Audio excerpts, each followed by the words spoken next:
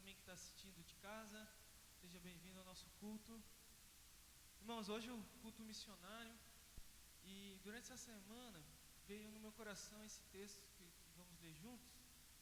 Se você puder abrir sua Bíblia em Efésios 2, você em casa também puder abrir sua Bíblia em Efésios 2, que diz assim a palavra de Deus: vocês estavam mortos em suas transgressões e pecados, nos quais costumavam viver quando seguiam a presente ordem deste mundo, e o príncipe do poder do ar, o espírito que agora está atuando nos que vivem na desobediência. Anteriormente, todos nós também vivíamos entre eles, satisfazendo as vontades da nossa carne, seguindo os desejos e pensamentos. Como os outros, éramos por natureza merecedores da ira. Todavia, versículo 4, Deus, que é rico em misericórdia, pelo grande amor com que nos amou, deu-nos vida com Cristo, quando ainda estávamos mortos em transgressões. Pela graça, vocês são salvos.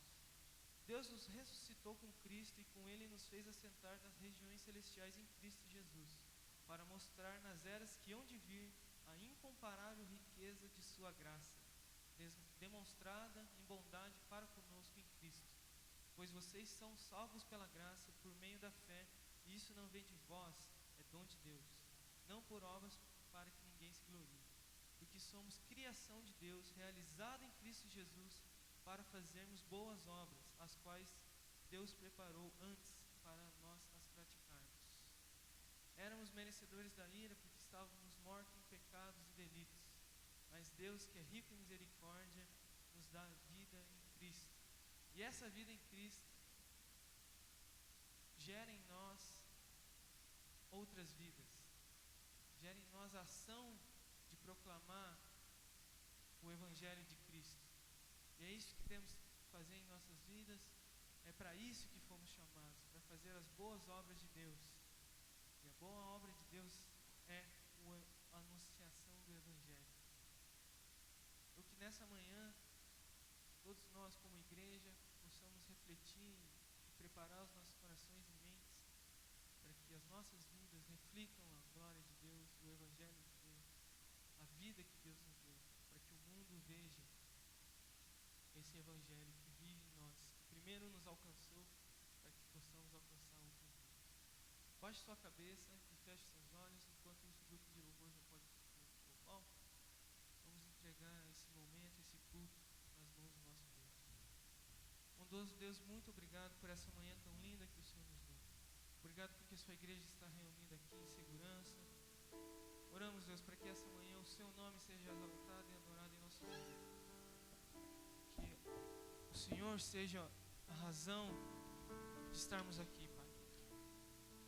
Que essa manhã o seu nome seja adorado pelas canções, pelas orações, pela meditação na palavra, Deus. E que a sua palavra, Deus, possa entrar no nosso coração e transformar aquilo que é necessário, Deus, para que a nossa vida reflita a sua glória para o mundo, Deus. Que por meio da nossa igreja, por meio de cada um de nós, Deus, o seu evangelho seja conhecido aqui no nosso bairro e na nossa cidade. É isso que oramos em nome de Jesus. Amém.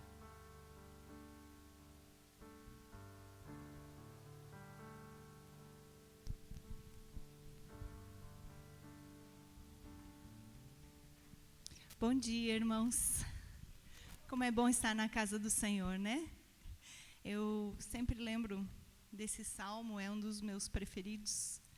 O 27, versículo 4, diz assim: uma coisa eu desejei do Senhor e que eu irei buscar, que eu possa habitar na casa do Senhor todos os dias da minha vida, para contemplar a beleza do Senhor e para inquirir em seu templo. E foi exatamente quando Isaías estava no templo e Deus, ele teve uma visão sobre a santidade de Deus, e estar na casa do Senhor é algo que nós deveríamos desejar sempre. Isaías 6 diz assim: no ano em que o rei Uzias morreu, eu vi também o Senhor assentado sobre um trono, alto e exaltado, e a orla do seu manto encheu o templo. Acima situavam-se os serafins. Cada um tinha 6 asas. Com 2 cobriam sua face, e com 2 cobriam seus pés, e com 2 voavam. E clamavam em direção ao outro e dizia: Santo, Santo, Santo é o Senhor dos exércitos. Toda a terra está cheia da sua glória.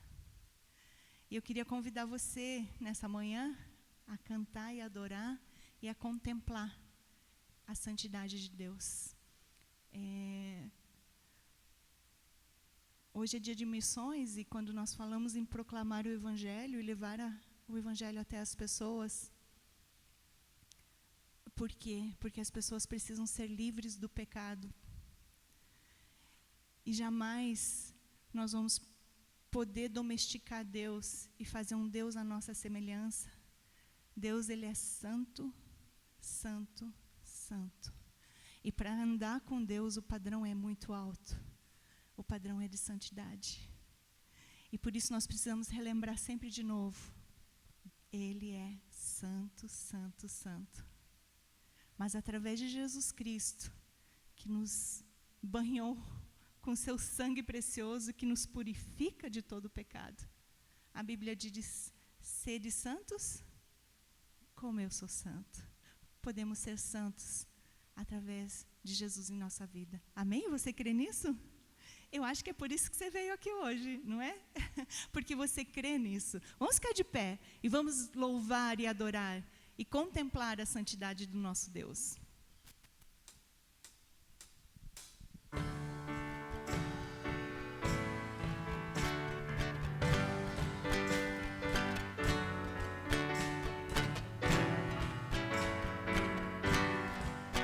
Cante bem alto, mesmo com máscara.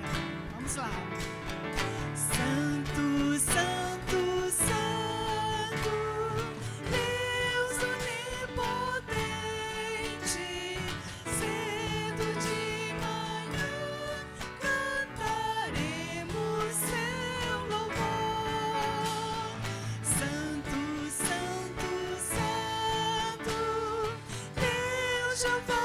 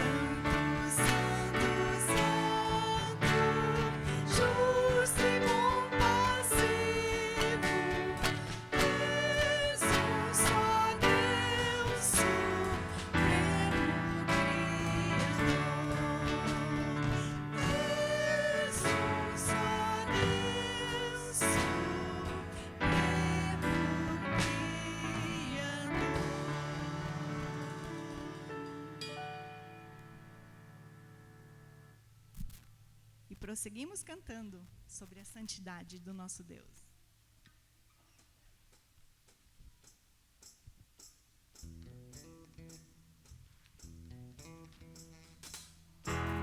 Vou precisar que vocês me ajudem com as palmas. Vamos lá?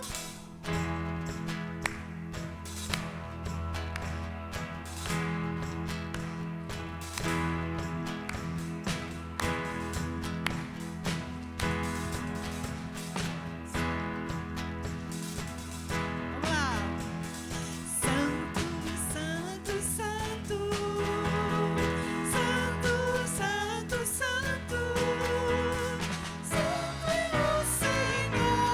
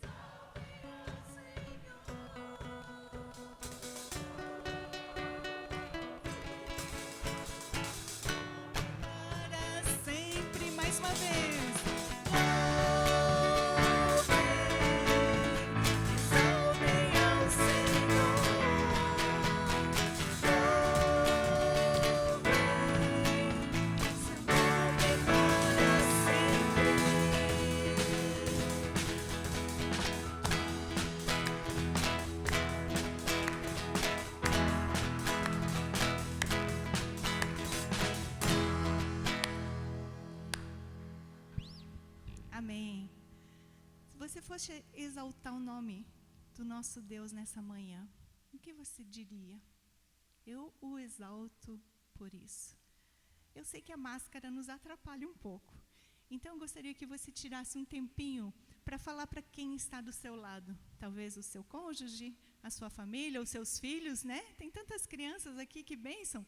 Por que você exalta o Senhor nessa manhã? Compartilhe com seu irmão, com seu colega ao lado. Por que razão?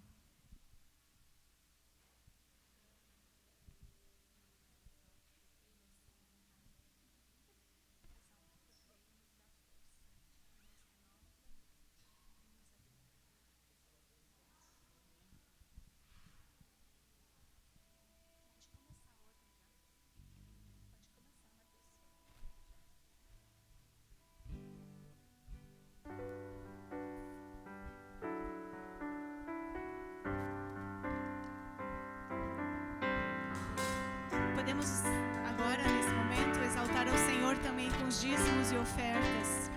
Se você veio preparado, esse é o momento de adorar ao Senhor dessa maneira. Se você é visitante, fique bem à vontade, é um compromisso dessa igreja com o nosso Deus. Vamos cantar.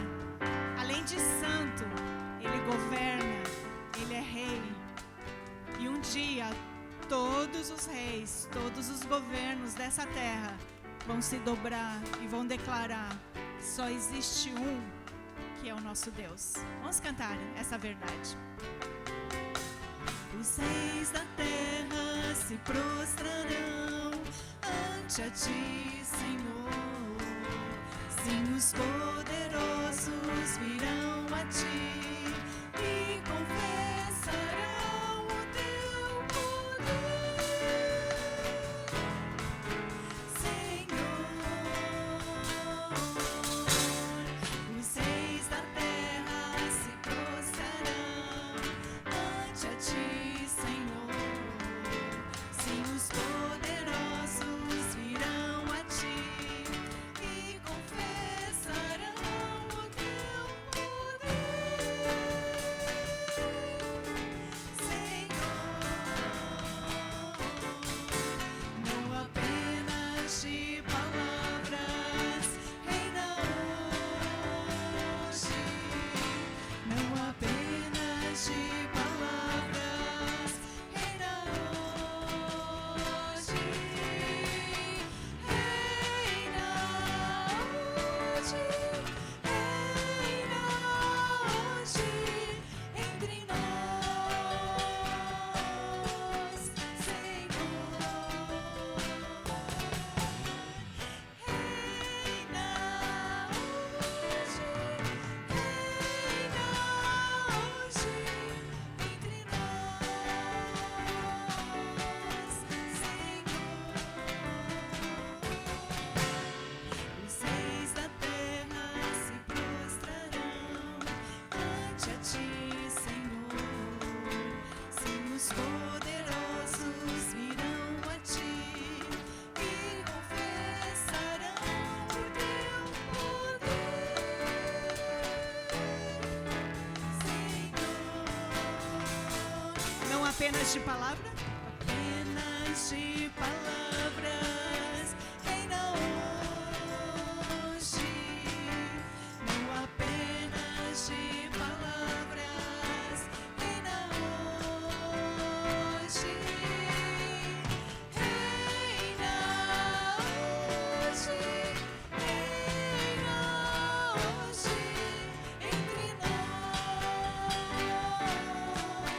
Senhor.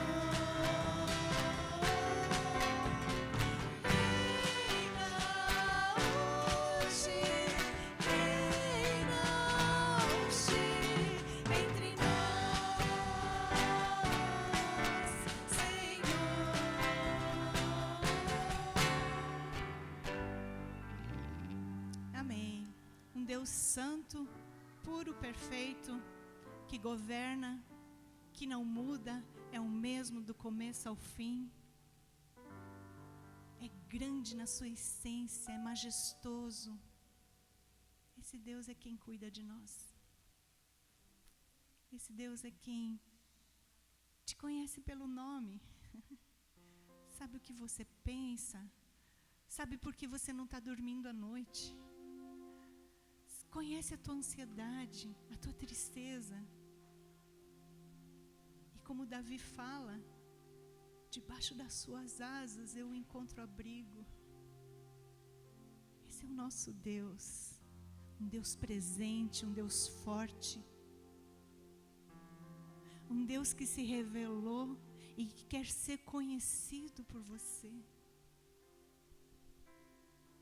Que no meio da tua dificuldade, ou às vezes até mesmo da sua incredulidade, porque às vezes nós desconfiamos de Deus, às vezes nós desconfiamos do amor de Deus, nós não acreditamos. Deus quer ser o seu Deus, e nunca se ouviu e nunca se ouvirá outro Deus além de ti, que cuida, guarda e trabalha para aqueles que nele esperam. Vamos cantar essa verdade?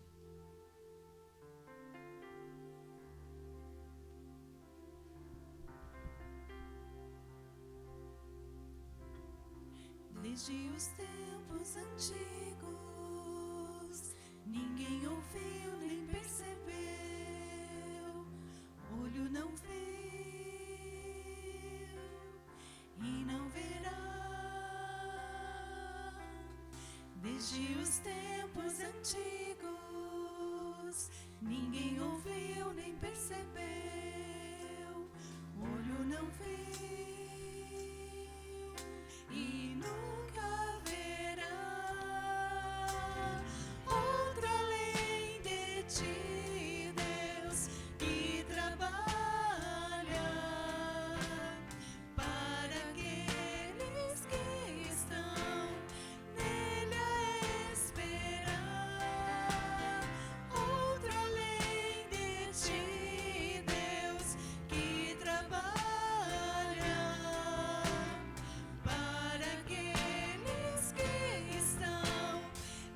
sempre a esperar.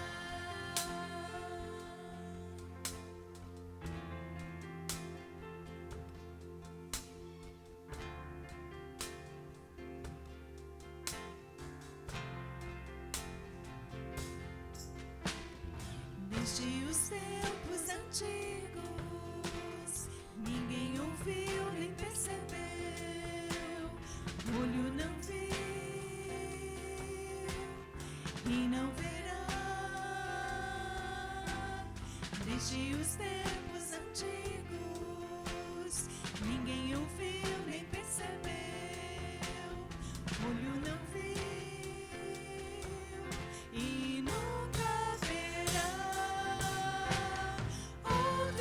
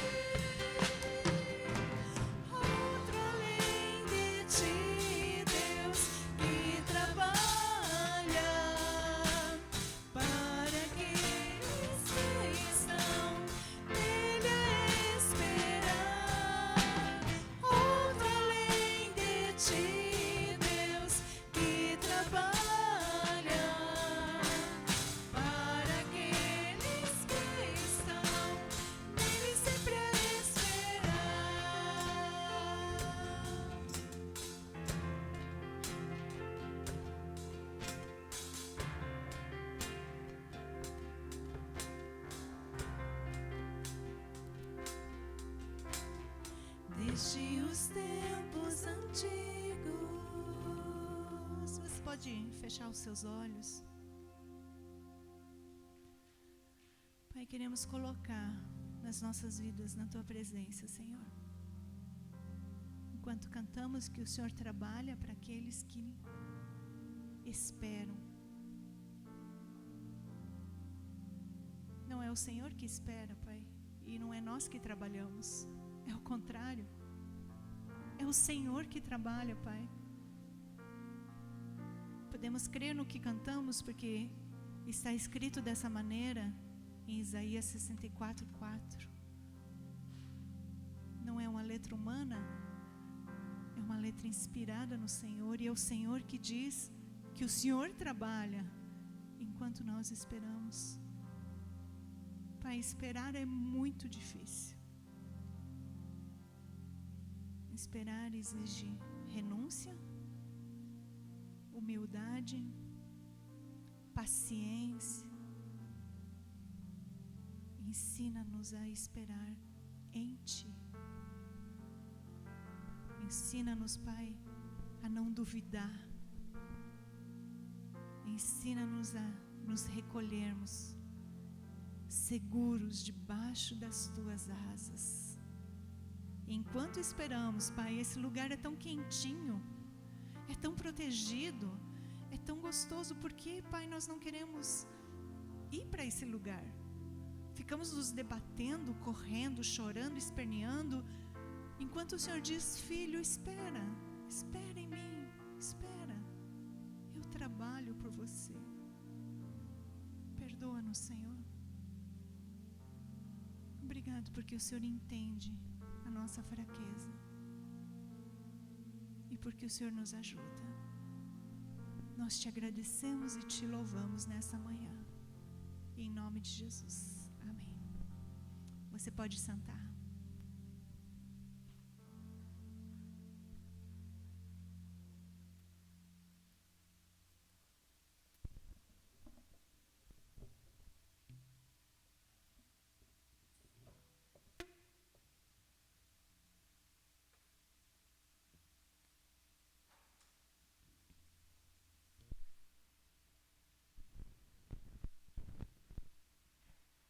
Hoje teremos culto infantil? Sim? Então, crianças, podem ir para o seu culto infantil lá na classinha, lá em cima. Deus abençoe a vida de vocês, as professoras também.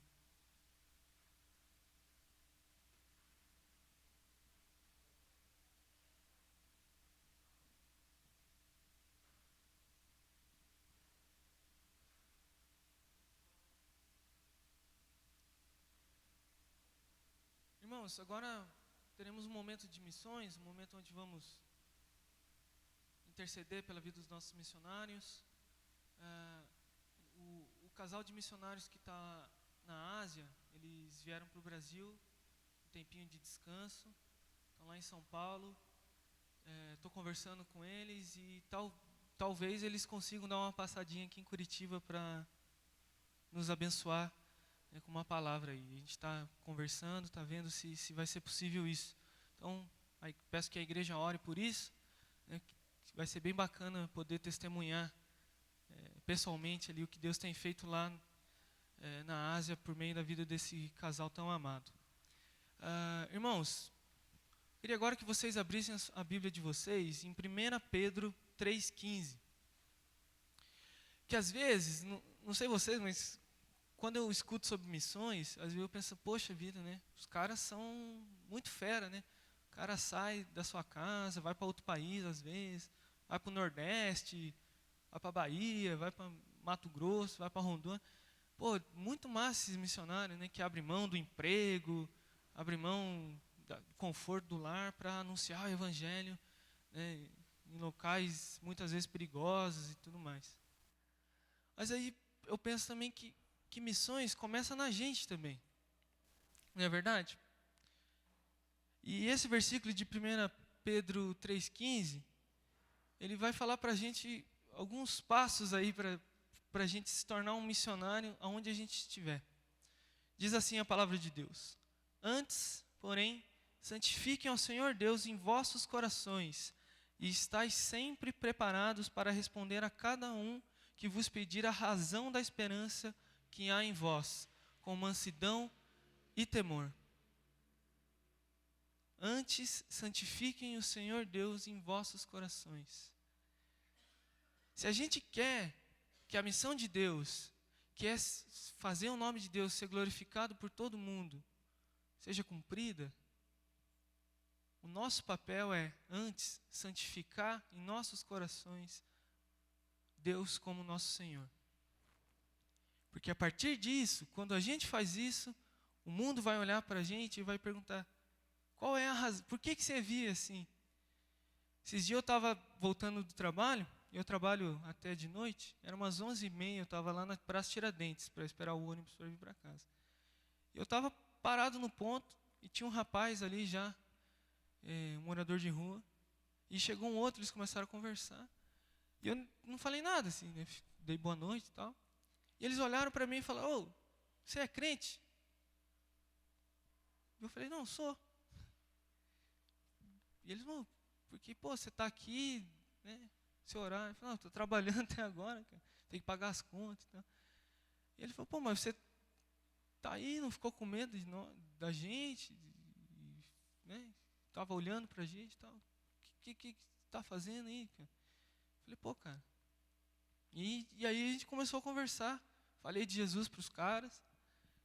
Eu tenho quase toda noite, quando eu volto de ônibus, encontro um cara, pago um café, a gente fica conversando. Aprendi essa lição com o Lucão, né, Lucão? Paga um café para os caras, você vira amigo deles. Aí você fala de Jesus para os caras a noite inteira, se deixar. E outro dia, uma outra vez que me marcou também, eu cheguei na Tiradentes e tinha uns caras tocando violão. Como o Zaqueu entra na minha casa. Ficar tocando lá até o ônibus ir embora. Assim, achei muito show de bola aqui. E aí, é nessa perspectiva que a gente tem que ter de missões também.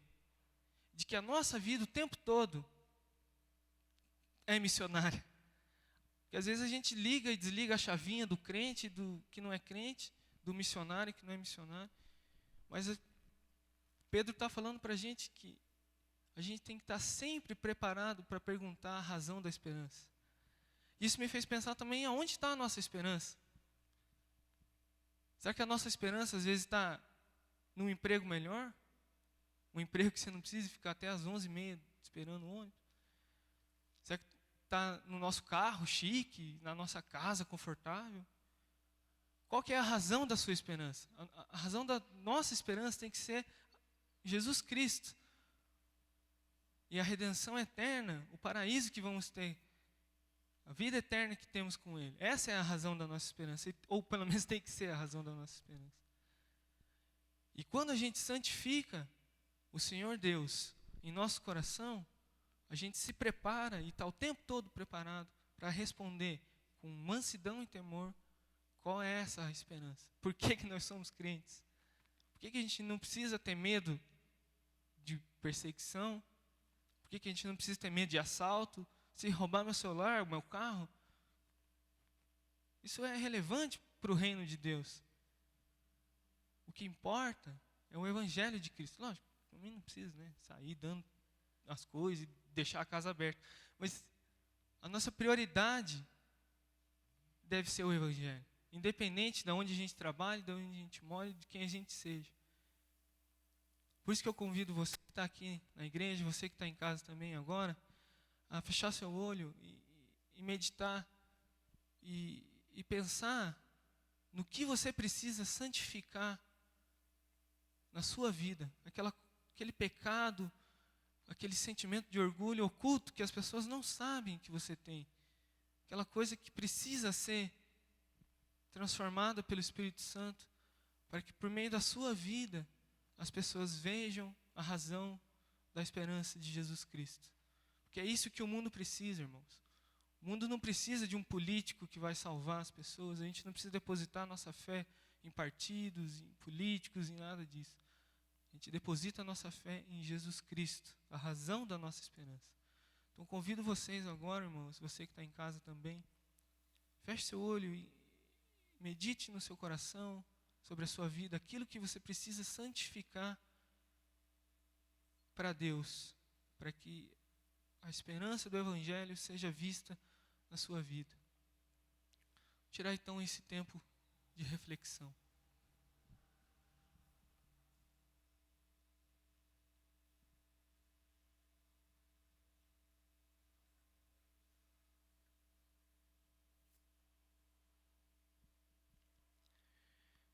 Sim, Senhor, tantas coisas que precisam ser transformadas em nossas vidas, Deus.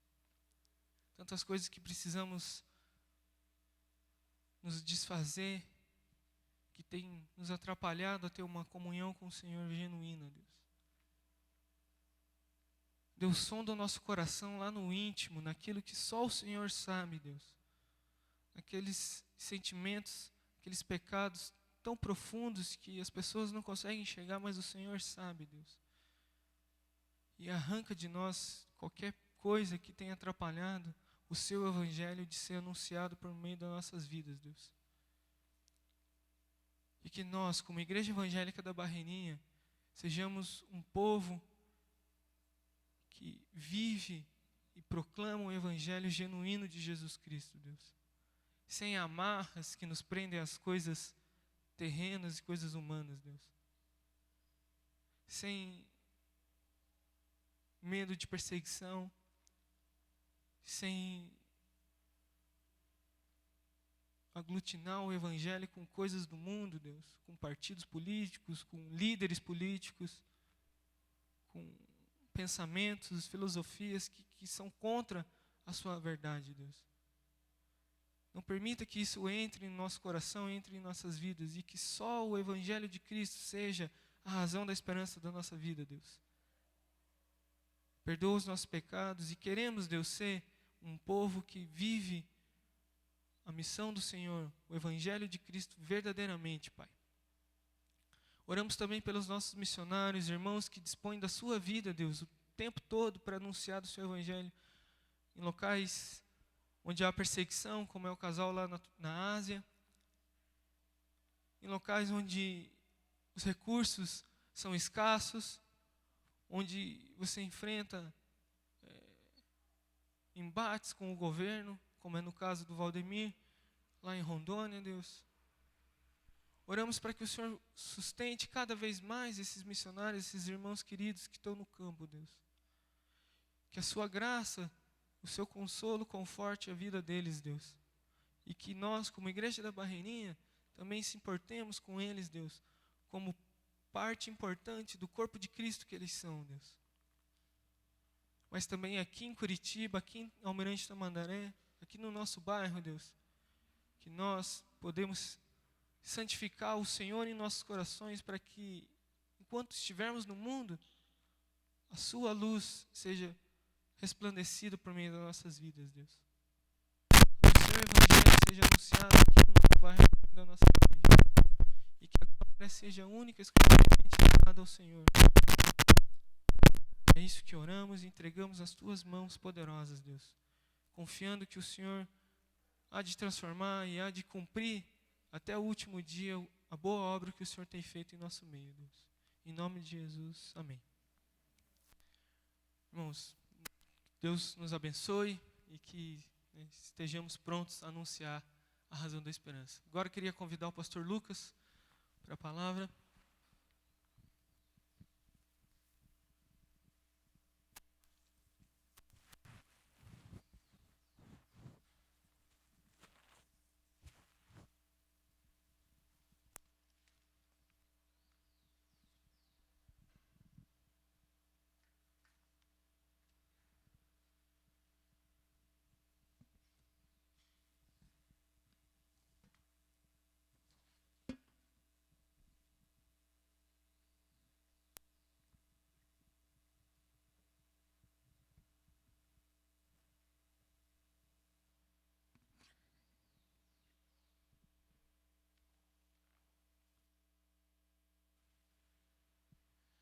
Bom dia, irmãos. Graça e paz, amém? O Otávio, no início do culto, deu spoiler, já do texto que vai ser pregado nesta manhã. Mas é isso, quando Deus quer falar um assunto, não tem jeito. De alguma forma, Ele conduz né, porque a obra é dele e a igreja é dele. Abre sua Bíblia em Efésios capítulo 2, mais uma vez, versos 1 ao 10.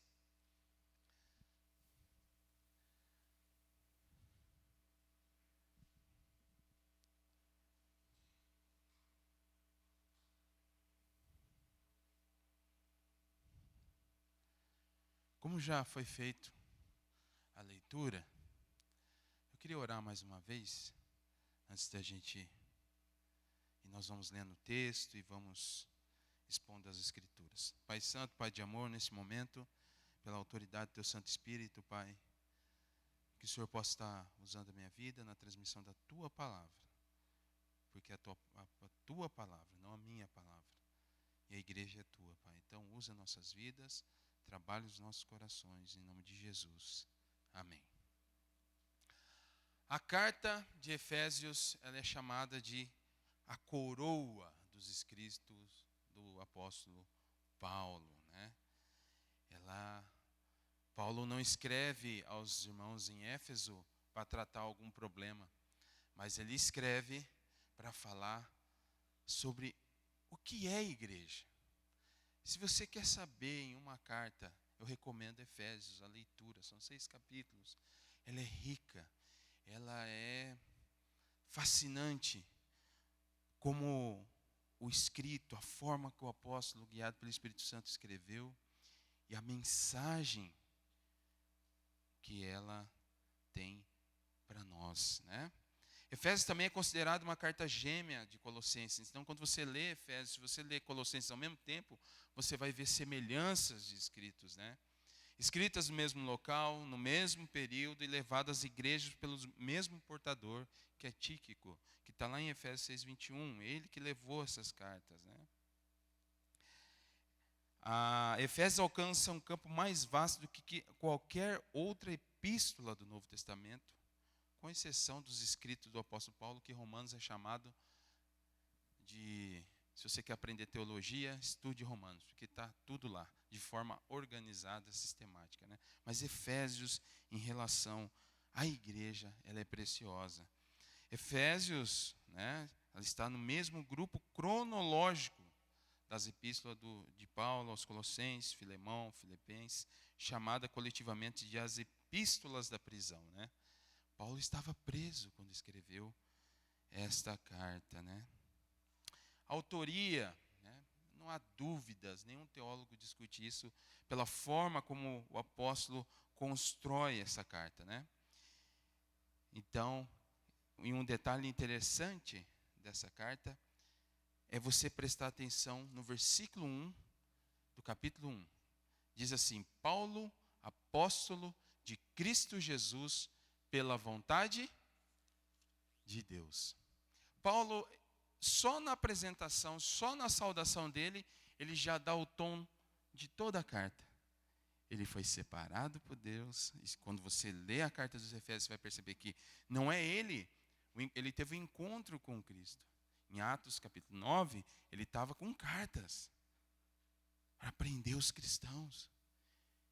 Então ele deixa claro já no início, pela vontade de Deus. Outra coisa, a partir disso, ele vai falar da obra preciosa da igreja, que antes da fundação do mundo, Deus já tinha preparado, separado um povo. Então, meu irmão, igreja é algo precioso, criado na eternidade. Na eternidade, Deus separou Paulo, na eternidade. Então, a tônica que Paulo escreve faz todo o sentido. E você percebe.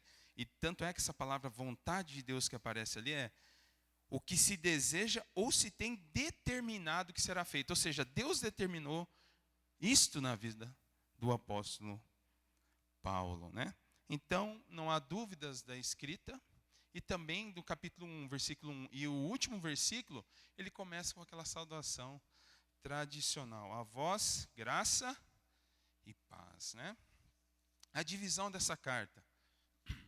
A divisão dessa carta, os 3 primeiros capítulos, é extremamente teológico.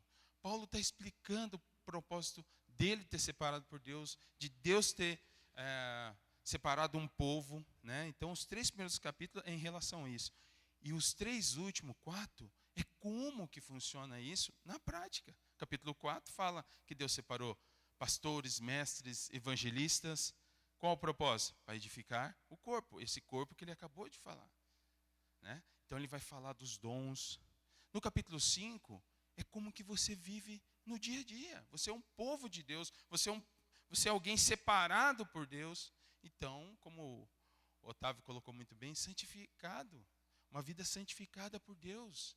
Então, um povo separado. Como que você vive na família? E por último, capítulo 6, né? Tão conhecido, a armadura, que a gente tem que se revestir. O povo eleito tem que estar revestido da armadura de Deus. Muito bem, essa é a divisão. Palavra-chave, quando você lê essa carta, o Joel tem falado isso em 1 João. Ele fala lá para vocês, né? Anotem lá, pintem, né? Da mesma forma, em Efésios tem 2 palavras que dá todo sentido à carta. A primeira palavra é em Cristo. Ela aparece 15 vezes. O que será que Paulo está querendo dizer se ele repete uma palavra em Cristo 15 vezes? E eu separei algumas. No versículo 3, ele fala sobre bênção espiritual. Capítulo 1, versículo 3. Vamos dar uma lida para a gente entender. Bendito seja o Deus o Pai de nosso Senhor Jesus Cristo, que nos abençoou com toda a sorte de bênçãos espirituais nos céus em Cristo. Então, a primeira ocorrência em Cristo. A revelação do ministério em Cristo, Efésios 1:8. Demonstração do seu poder, Efésios 1:20.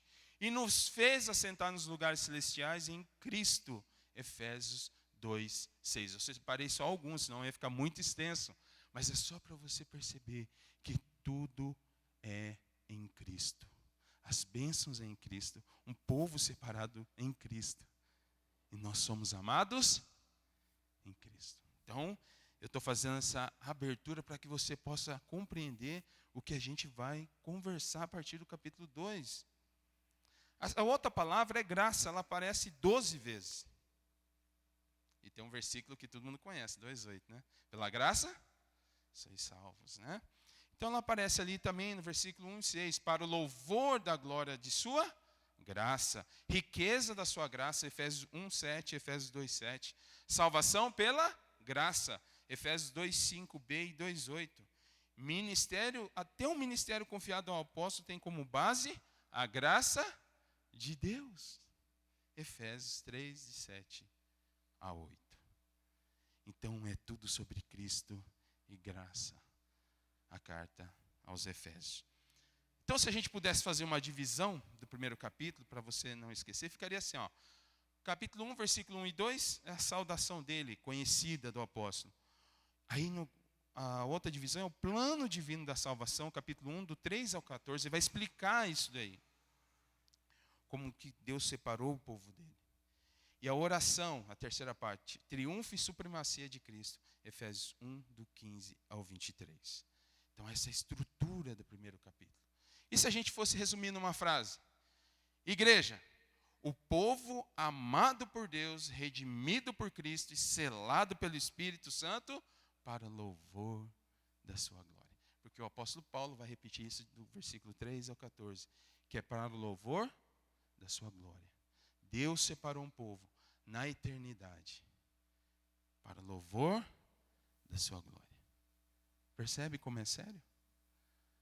Como assunto igreja é sério. É algo que foi o próprio Deus criado pela Trindade. Quero contar um segredo para você. Antes que você viesse a existir, antes de Deus falar Bereshit Bara, Ele já tinha separado você. Glória a Deus. Se você não fica feliz com isso, eu fico. Tá tudo resolvido. E uma mensagem para você, igreja. Já terminou tudo também. Você vai entender isso no texto. Já está tudo encerrado. Nós só estamos vivendo agora, mas para Deus está tudo acabado. Né? Tudo tranquilo.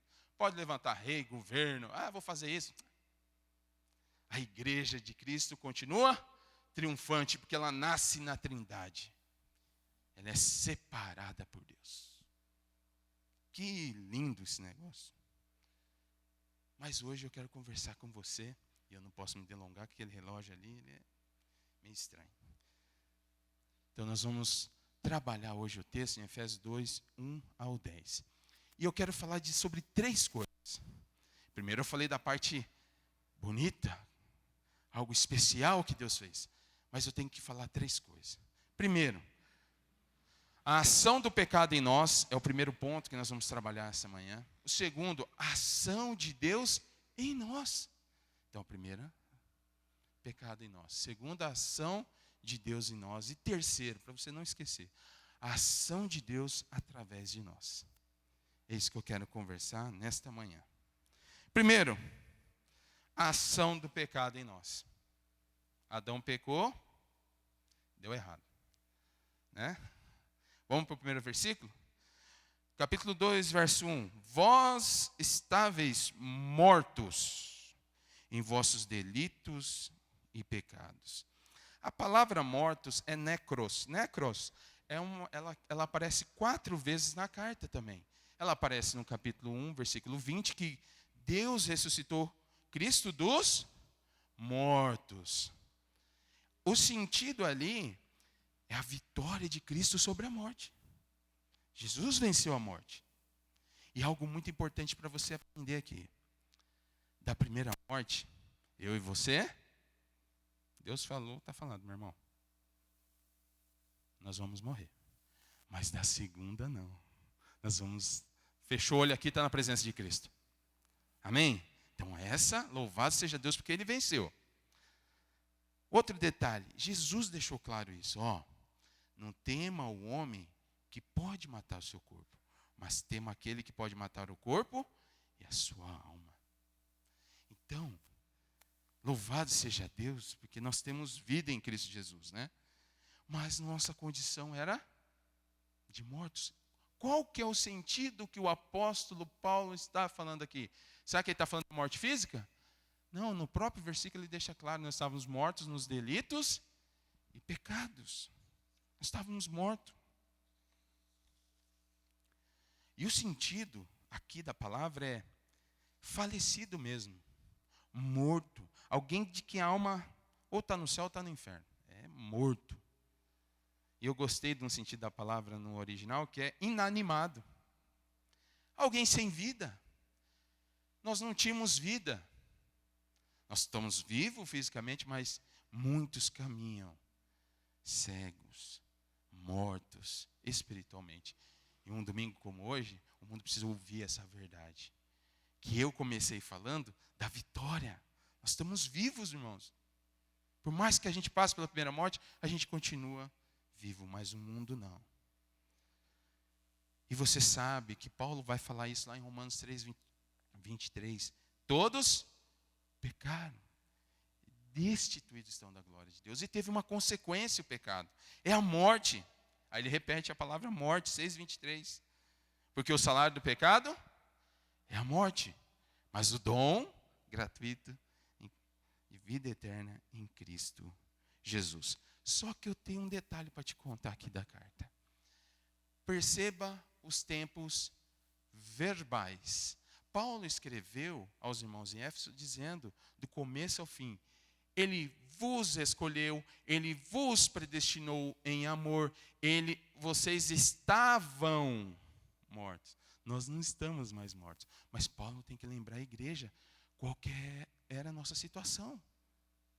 E o mundo precisa saber qual que é a situação que eles vivem. Nós, louvado seja Deus, não estamos mais nessa condição. Mas o mundo caminha nessa condição. Então, estáveis, vivíeis, outrora, andávamos, estávamos. E aqui é algo muito sério. Pois no capítulo 4 ele vai falar assim, olha, cuidado com a forma que vocês têm andado. Andam de forma digna. O caminhar de vocês seja santo. Porque vocês já não estão mortos. Então é como se Paulo desse uma puxadinha. Cuidado da maneira que vocês se portam. Andam de forma a glorificar. Então nós estávamos mortos. A ação do pecado causou a morte. Depois ele vai falar, andávamos conforme este mundo. O mundo aqui não é sinônimo da natureza criada por Deus, tá? O mundo é o sistema que prisiona cada pessoa para se conformar aos seus valores. É só lembrar Romanos 12, 2. Não vos conformeis com este mundo. Paulo está falando de mundo, criação? Não, ele está falando de um sistema. O apóstolo João é enfático ao dizer que quem ama o mundo não pode amar a Deus. 1 João, nós estamos estudando capítulo 2, versículos 15 a 17. Nós não podemos amar esse mundo. A tendência, eu sempre converso em casa, a tendência desse mundo, isso nos sufoca. Louvado seja Deus que tudo já está terminado. Para Deus está tudo resolvido. A questão é que a gente está nesse mundo, né? A gente vibra, mas ao mesmo tempo, como diz a dama, a gente chora, a gente sente dor, é tristeza. Mas isso não é condição para você viver no pecado. Nós temos que ser diferente. O sistema diz uma coisa, mas nós vamos contra o sistema.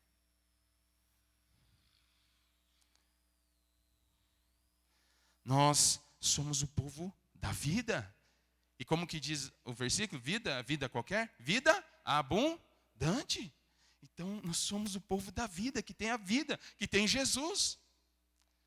Então, a gente não pode andar conforme os valores desse mundo, conforme o sistema desse mundo, mas conforme pessoas separadas por Cristo.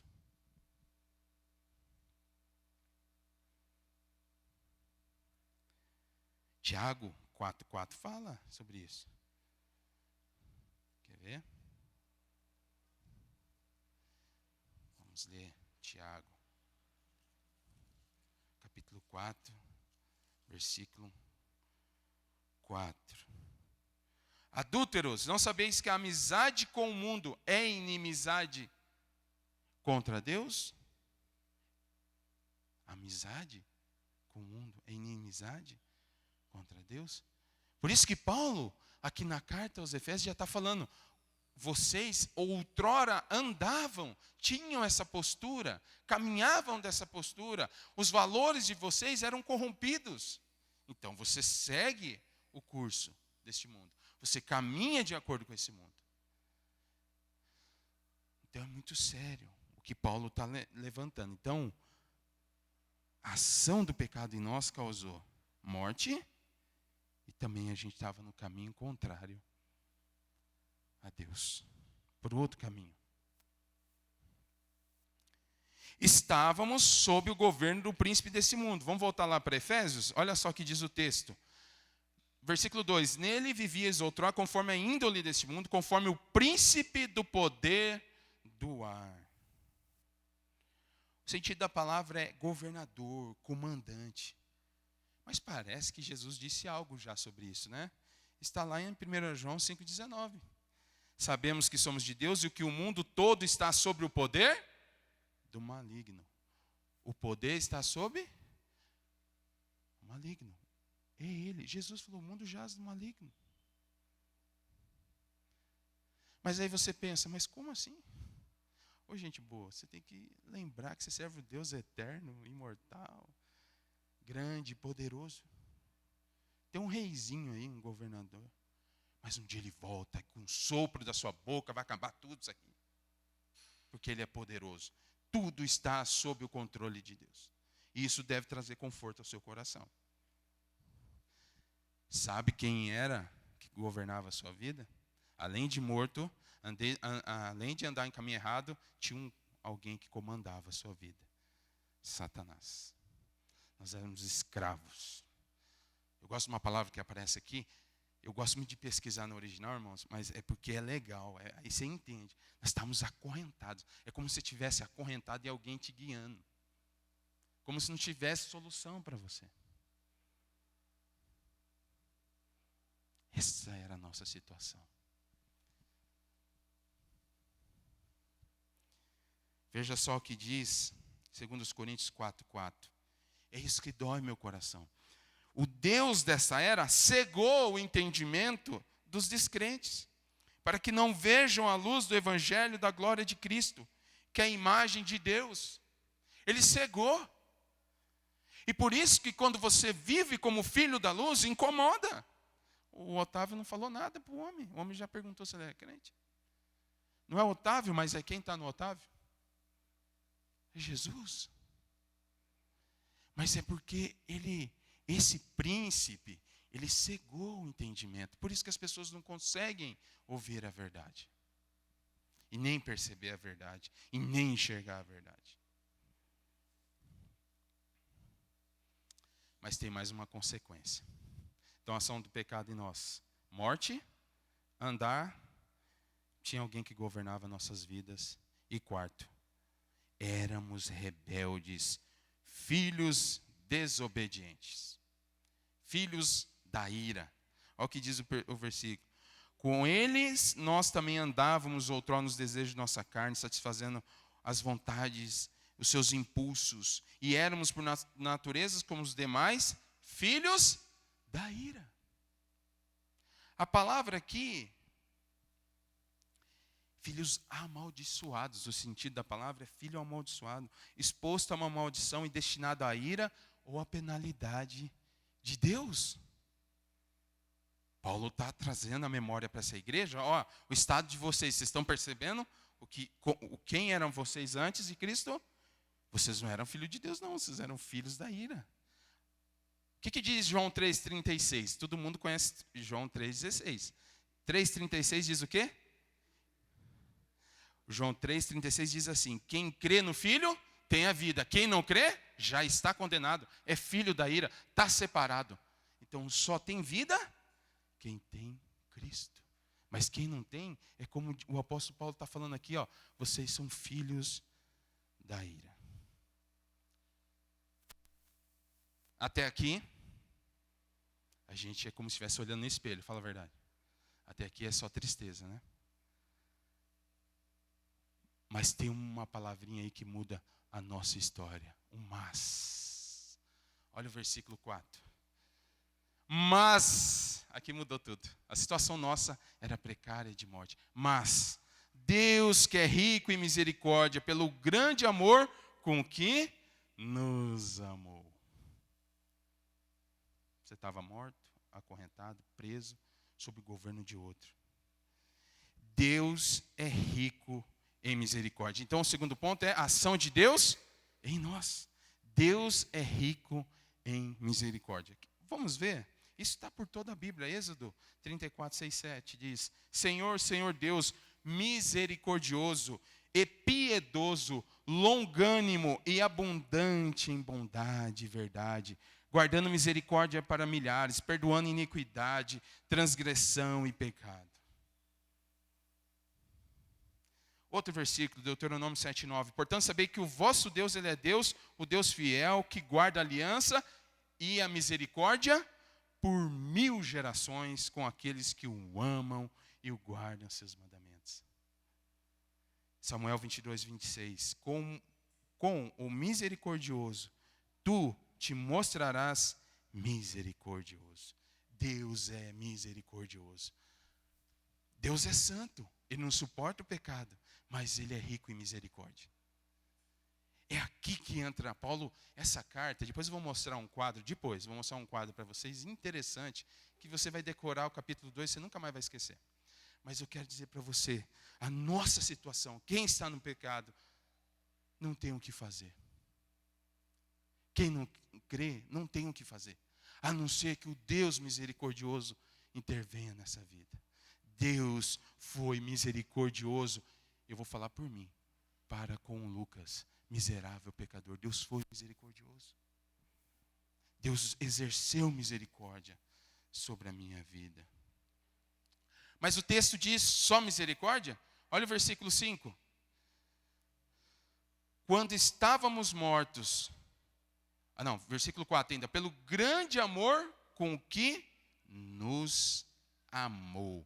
Pelo grande amor com que nos amou. Então Deus exerceu misericórdia, Deus nos amou. E eu separei essa palavra pelo seu muito amor, que é da onde deriva a palavra ágape, com o que nos amou.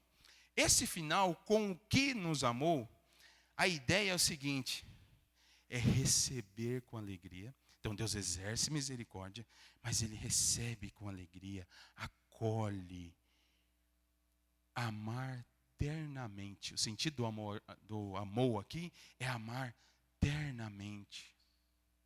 Então Deus exerceu misericórdia sobre a minha vida e me amou, exerceu, recebeu, me acolheu. Em quem? Em Cristo. Ele me amou. Que Deus é esse? Pobres, pecadores, miseráveis, mas Ele exerceu misericórdia, e não só misericórdia, Ele nos amou. Eternamente. Eternamente.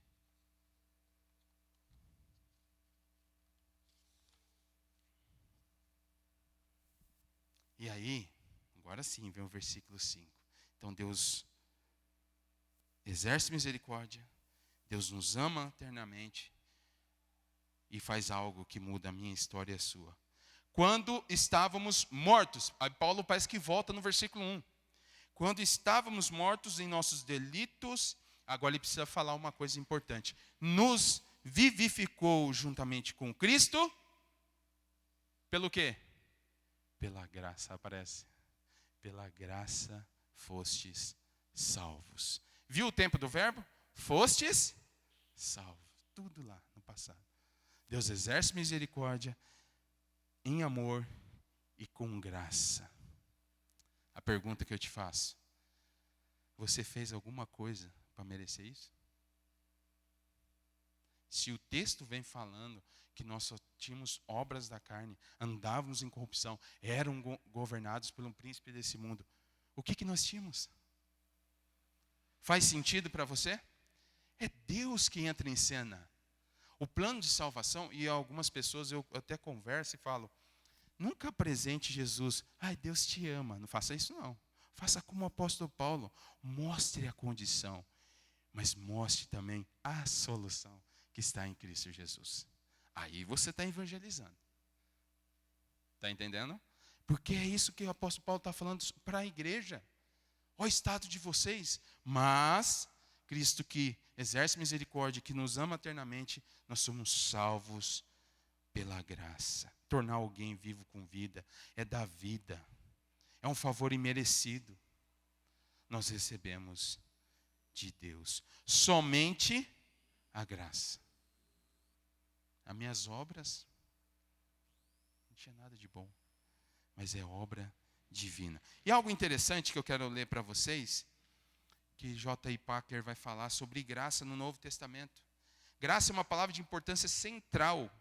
É a palavra-chave do cristianismo. Graça é aquilo sobre que o Novo Testamento versa. O Deus exposto ali é o Deus de toda a graça. 1 Pedro 5,10. Ali o Espírito Santo é o Espírito da graça. Hebreus 10, 29. E todas as esperanças ali expostas apoiam-se sobre a graça do Senhor Jesus. Atos 15, 11. Aquele Senhor que sustentou Paulo com esta certeza: a minha graça te basta. É tudo sobre graça, segundo os Coríntios 12, 9. No dizer de João, a graça e a verdade vieram por meio de Jesus Cristo. O Novo Testamento, ele está sustentado sobre essa palavra, você nunca esqueça, é graça. Somente a graça. O interessante aqui, outro ponto muito importante, é que Paulo, na forma de construção da ideia, então ele está falando que Deus é misericordioso, nos amou, somos salvos pela graça, por isso que ele fala, não vem de obras. Olha lá o que diz o versículo, vamos ler o restante do texto. Diz assim, versículo 5, nós já lemos, pela graça foi salvo, versículo 6, e com ele nos ressuscitou e nos fez assentar nos céus em Cristo Jesus. Paulo está lembrando o versículo 3 do capítulo 1, que eu acabei de ler lá aquela hora. Bendito seja Deus o Pai, nosso Senhor Jesus Cristo, que nos abençoou com toda sorte de bênçãos espirituais nos céus em Cristo. E ele está falando no 6, e com ele nos ressuscitou e nos fez assentar nos céus. Qual que é o tempo verbal? Fez, assentar. Por isso que eu comecei falando que se você morrer, você vai estar onde? Por isso que eu falei, a obra está completa. A nossa condição de filhos rebeldes, condições de morte, mudou. Agora nós estamos assentados com Cristo nos céus. É graça. Não tem como. Versículo 7. a fim, ó, qual que é o propósito? De mostrar nos tempos vindouros, vai vir uns tempos vindouros, a extraordinária riqueza da sua graça, pela sua bondade para conosco em Cristo. Veja de novo a ocorrência da palavra graça em Cristo, tudo junto. Percebe que a construção que o apóstolo Paulo faz em Cristo e graça é tudo junto? Graça em Cristo Jesus. Versículo 8. Aí vem o famoso. Pela graça sois salvos por meio da fé. Isso não vem de vós, é o dom de Deus. Não vem de obras para que ninguém se glorie. A salvação não pode ser pelas obras, porque a obra da salvação já foi feita plenamente, realizada por Cristo na cruz. João 19:30. Nas tuas mãos eu entrego o meu Espírito. Quando Jesus falou isso, acabou. A única obra que Deus reconhece é do Filho dele. A única. Mas eu sou tão... quanta coisa eu faço. Irmão, não vai por esse caminho não. A nossa esperança é Cristo. É por nós estarmos nele é que o Pai enxerga nós como filhos. Isso é tudo favor, é tudo graça de Deus sobre nossas vidas. Não é pelo que eu faço. Não podemos acrescentar mais nada à obra completa de Cristo. Agora não existe mais necessidade de sacrifícios e rituais. Fomos reconciliados com Deus, o véu do templo foi rasgado, pela graça somos salvos. Tanto na fé como a salvação são dádivas de Deus. Quem produz fé em nós é Deus. É porque quando nós reconhecemos nossos delitos e pecados, e quem faz isso é o Espírito Santo na nossa vida. E a partir daí, nós entendemos o sacrifício de Cristo na cruz e recebemos vida.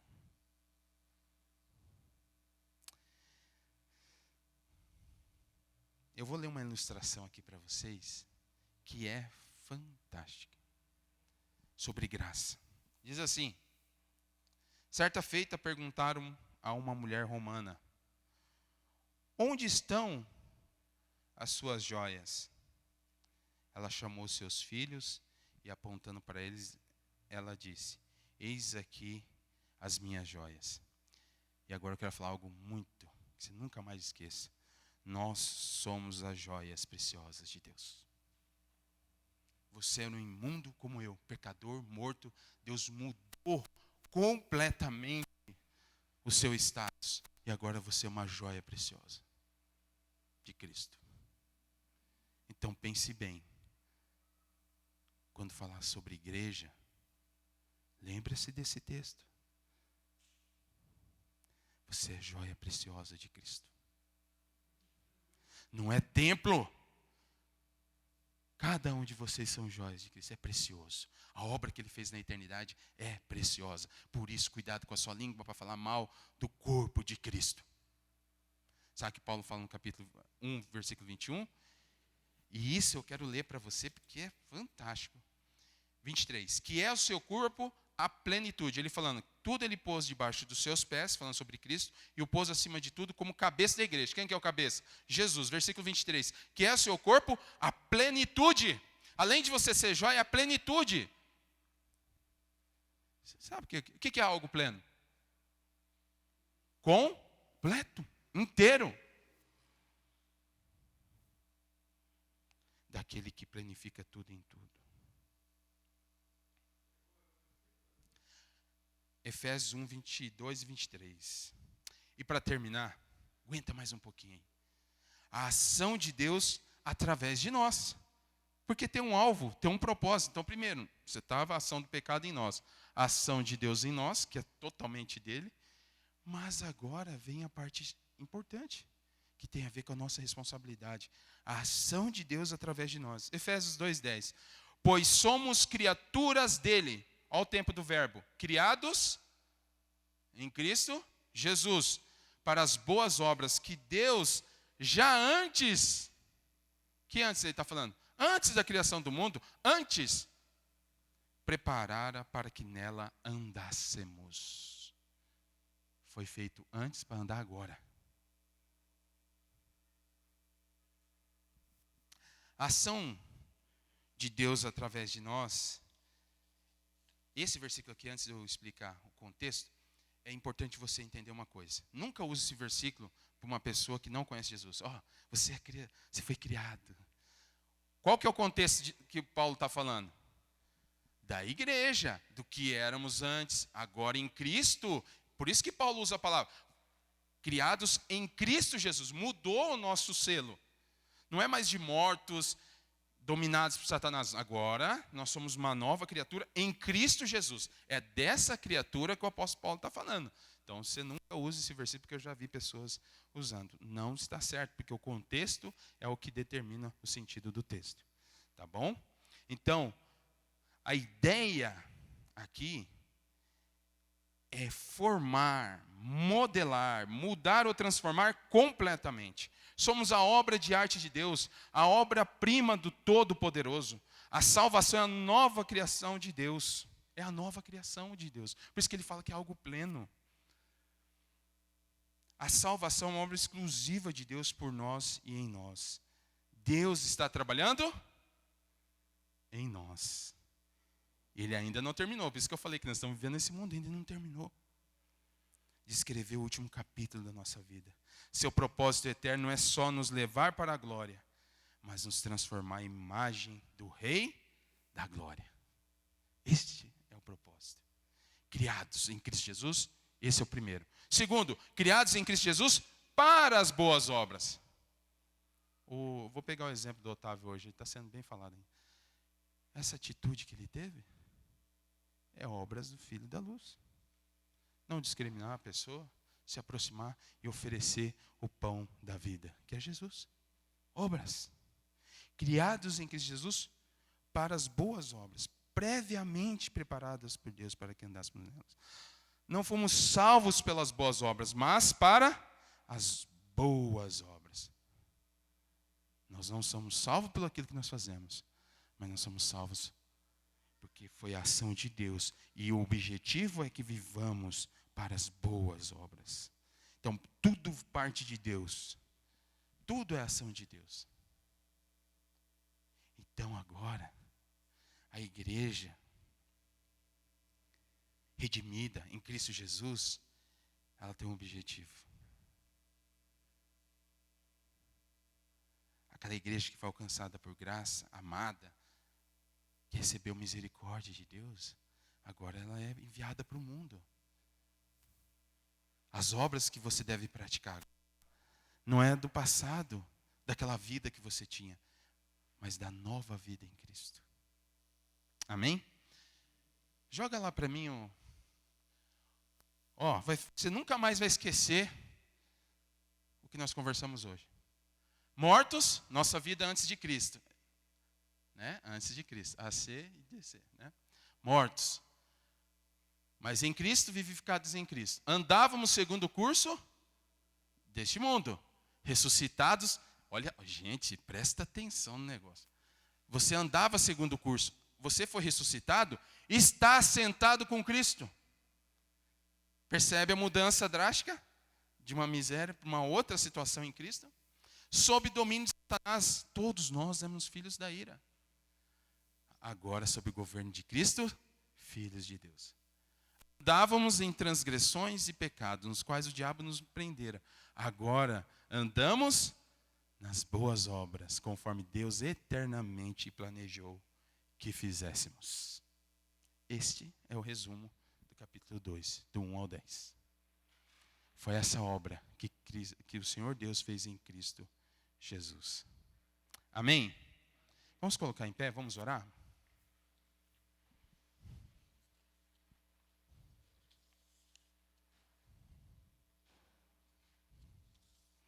Pai Santo, Pai de amor, muito obrigado por fazer parte da igreja de Cristo. Eu não merecia, Pai. O meu estado deplorável, Pai.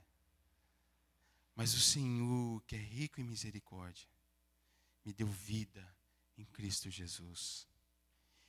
Ó Deus, nos ajude, Pai, a pregarmos essa palavra, Pai.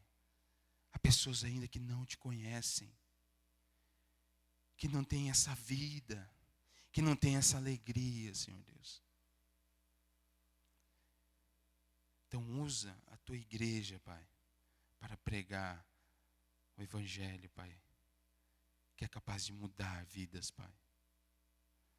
Ó Deus, usa a vida da nossa igreja, Pai, para a honra e glória do Senhor, Pai. E agora, que a graça do nosso Senhor Jesus Cristo, o amor de Deus Pai e as consolações do Teu Santo Espírito estejam com o Teu povo, hoje e para todo sempre. Amém. Deus abençoe e um bom domingo a todos.